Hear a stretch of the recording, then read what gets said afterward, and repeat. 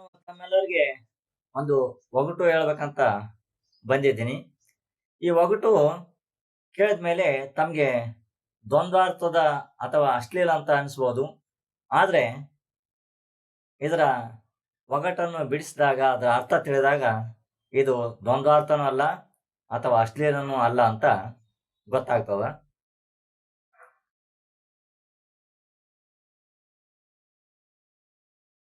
ಹುಡುಗಿ ಅಳೋದು ಕರೆಯೋದು ಯಾವಾಗ?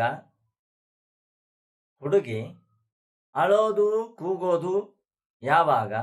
ಅರ್ಧ ಒಳಕ ಹೋದಾಗ. ಏನು? ಹುಡುಗಿ ಅಳೋದು ಕರೆಯೋದು ಯಾವಾಗ? ಅರ್ಧ ಒಳಕ ಹೋದಾಗ.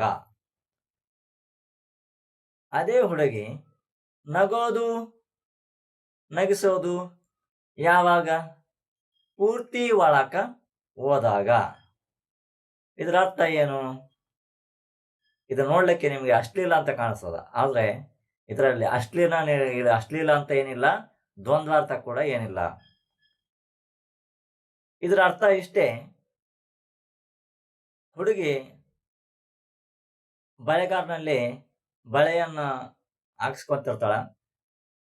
ಆ ಬಳೆ ಹಾಕ್ಬೇಕಾದ್ರೆ ಬಳೆಗಾರ ಹುಡುಗಿಯ ಕೈ ಹಿಡಿದು ಬೆರಳುಗಳನ್ನು ಮಡಚಿ ಒಳಗೆ ಹಾಕ್ತಾನ.